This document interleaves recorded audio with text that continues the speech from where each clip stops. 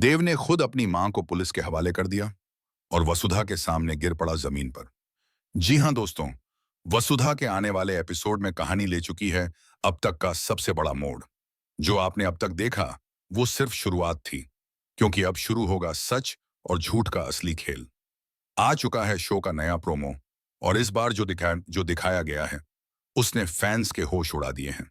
शुरुआत होती है महल जैसे हवेली के आंगन में, जहां हो रहा है विधि और करणवीर के रिश्ता पक्का होने का समारोह।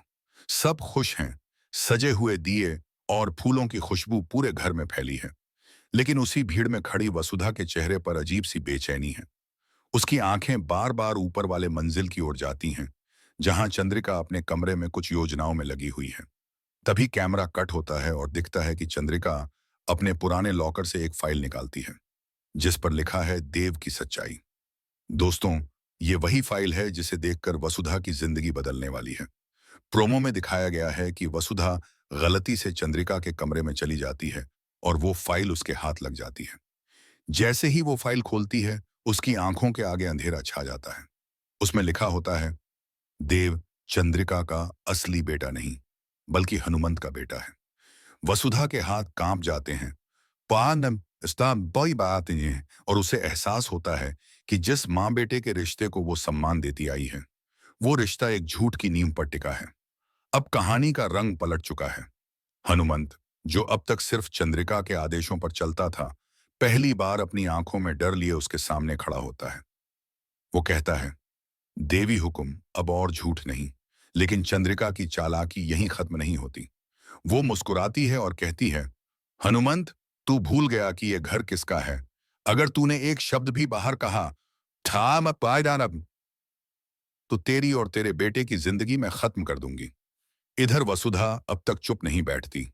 वो देव को सब कुछ बताने का फैसला करती है। अगले सीन में दिखाया गया है कि वो मंदिर में देव का इंतजार करती है। जैसे ही देव आता है, वो फाइल उसके सामने रख देती है। देव के चेहरे पर हैरानी, गुस्सा और दर्द का मिला जुला तूफान। वो फाइल पढ़ता है और टूट जाता है। मतलब, मेरी मां, मेरी नहीं। उसकी आवाज कांपती है और वसुधा की आंखों से आंसू गिरते हैं। लेकिन दोस्तों, कहानी यहीं खत्म नहीं होती, क्योंकि उसी रात जब देव सच्चाई जान चुका होता है, चंद्रिका अपने अगले प्लान पर उतर आती है। वो विधि और करणवीर की शादी को एक बहाना बनाकर सबके सामने वसुधा को बदनाम करने की साजिश रचती है। प्रोमो में दिखाया गया है कि चंद्रिका वसुधा के कमरे में कुछ नकली कागज रखवा देती है, जिसमें लिखा होता है कि वसुधा इस घर की संपत्ति पर कब्जा करना चाहती है। अगले दिन पूरे परिवार के सामने चंद्रिका वो कागज लहराती है और कहती है, देखो यही है तुम्हारी तथाकथित बहू की असलियत। पूरा घर स्तब्ध। हनुमंत के हाथों से थाल गिर जाता है। देव चुप खड़ा रहता है और वसुधा के चेहरे पर बस एक शांत सन्नाटा। लेकिन तभी वो धीरे से बोलती है, अगर मैं झूठी हूं तो सच बोलने की हिम्मत आपकी क्यों कांप रही है देवी हुकुम।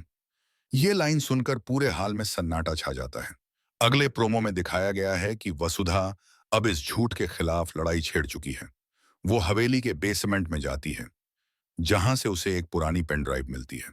उस पेन ड्राइव में रिकॉर्डिंग होती है, चंद्रिका और किसी अजनबी आदमी की बातचीत, जिसमें चंद्रिका साफ कह रही होती है, देव का असली नाम आरव है, और अगर कभी ये राज खुल गया तो मेरी कैस तो मेरा खेल खत्म।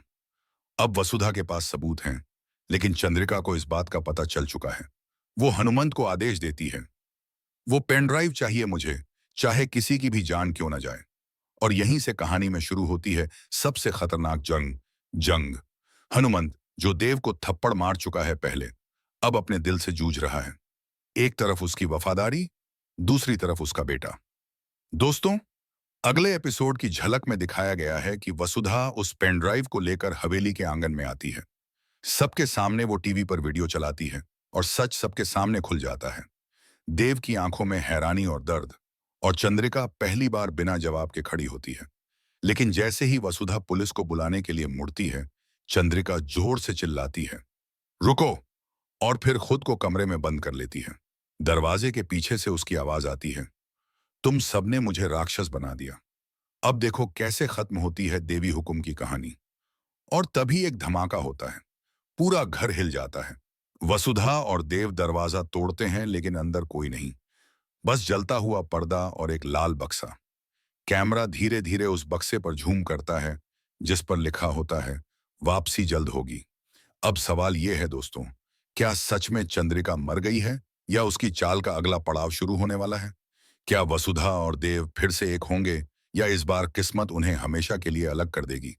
और क्या हनुमंत आखिरकार अपने बेटे का सच सबके सामने ला पाएगा या वो हमेशा के लिए अपने अपराध के बोझ तले दब जाएगा? कहानी अब अपने सबसे खतरनाक मोड़ पर पहुंच चुकी है। आने वाले एपिसोड में जो सच सामने आएगा वो इस ड्रामे की पूरी दिशा बदल देगा। तो दोस्तों, अब आपकी बारी। क्या आप चाहते हैं कि वसुधा और देव फिर से मिलें और चंद्रिका का असली चेहरा हमेशा के लिए बेनकाब हो जाए? हमें बताइए अपने कमेंट्स में और जुड़े रहिए वसुधा के अगले धमाकेदार ट्रैक के लिए।